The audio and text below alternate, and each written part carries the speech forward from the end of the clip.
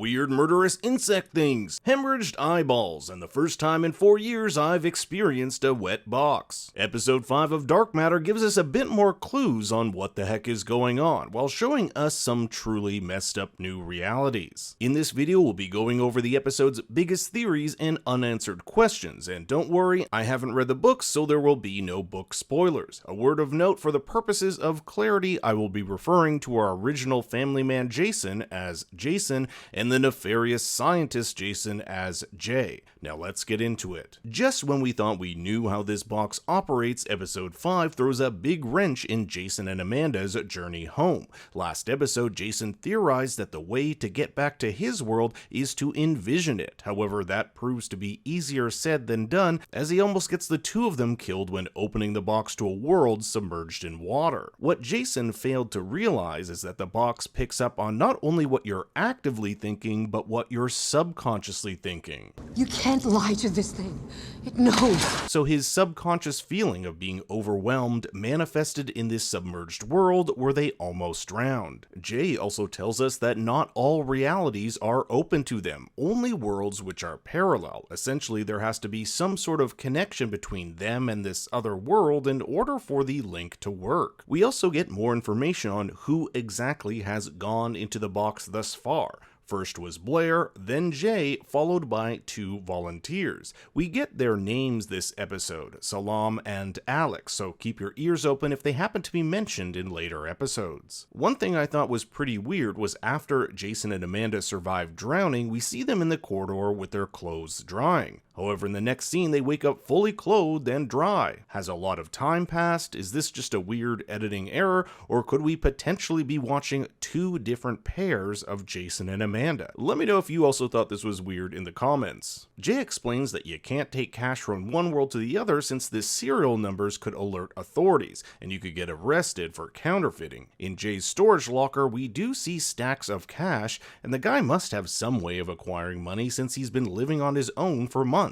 How did he get this money? And is he lying to Leighton? To me, the most WTF moment of this episode was meeting up with Blair. In Jay's world, Blair was the first person to venture into the box and never return. Turns out she ended up in a world where these flying insects have taken over. But what makes this even crazier is the security camera footage she uncovers of another version of herself unleashing these insects upon the world. This suggests that there are other versions of our characters out there living in infinite realities that can intersect with one another. One Blair must have ventured to a different world, brought these insects back with her, and then stumbled into this one. We've already seen how different worlds have different versions of our characters. In episode 4, Jason and Amanda watch versions of themselves captured by Velocity Labs, so really it's anyone's guess how mixed up these worlds can become. When Jason and Amanda arrive in this world, they also encounter a corpse in the room Jason stayed at when he first arrived back at Velocity. I wonder if this is a dead version of him. Blair seems to be working on something important here, telling Jason not to touch her microscope. She isn't ready to go back into the box until she knows what she's dealing with. She's seen the impact another version of herself made, completely destroying a world. One thing we've yet to see are these field notes Blair gives Amanda before they venture back into the box. These are her observations from her multiverse travels. Maybe they'll hold some clues to help Jason get back home.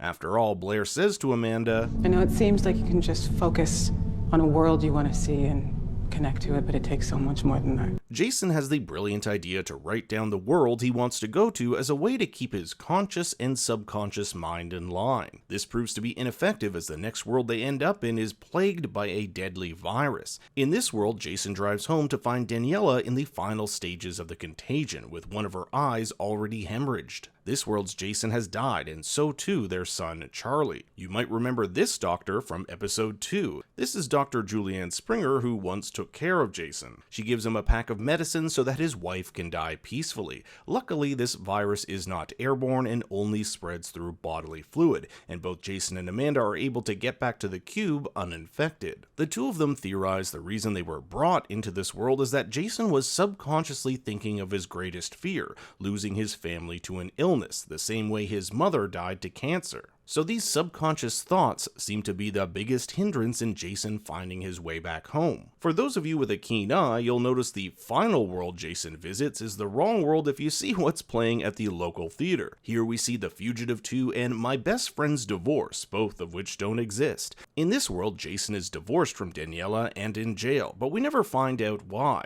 With this world's Charlie beating Jason up, you can bet it has something to do with what he did to Daniela. We also get to see Amanda's mother. Earlier in the episode, Amanda tells us that her mom suffers from bipolar disorder, and here we can see an array of pill bottles likely to help with her mental health. Her mother is stunned to see her daughter, considering in this world she's dead. Amanda ends up stealing her car keys as they make their way back to the box. This episode also delves deeper into the investment deal Jay has with Leighton. According to Jay, this deal is 85 to 90% closed, which could pose a big problem if it doesn't work out, considering he's already bought his son a car and quit his job. Much of their plotline this episode revolves around Jay training Leighton how to use the box. However, we never find out what exactly Jay does to control his subconscious thoughts in order to arrive at his intended world. Also, did anyone pick up on Jay setting up this video camera? We know he records the box, but is there any other reason to this? Curiously, Jay tells Leighton that the craziest world he's been to is one in which Chicago has turned into a desert wasteland with marauding gangs and caravans.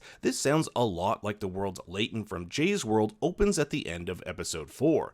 Unfortunately, we don't get any updates on this guy, nor if he decides to venture into this wasteland. Leighton is 100% he wants to leave his world and start fresh in another, so it seems his deal with Jay is money in exchange for this new start. At the end of the episode, Jay intends to close off the box leading to this world, which would make it impossible for our original Jason to get back home. But how would Jay do this? We've seen other doorways blocked before, so maybe Jay intends to bury the box or cover it in concrete so that even if someone were to travel there, they wouldn't be able to get in. At the end of the episode, Jay goes on a quote-unquote errand to retrieve more ampules from his homeworld, so it's very clear he has a surefire way of getting to and from specific worlds. A young lab tech named Mara informs him that a few days ago, Jason and Amanda went in and never returned. This is likely why Jay is so adamant to close up his box. He knows it's only a matter of time before they come for him. Surprisingly enough, it's been a few days and Dawn's blood still hasn't been cleaned up from the floor.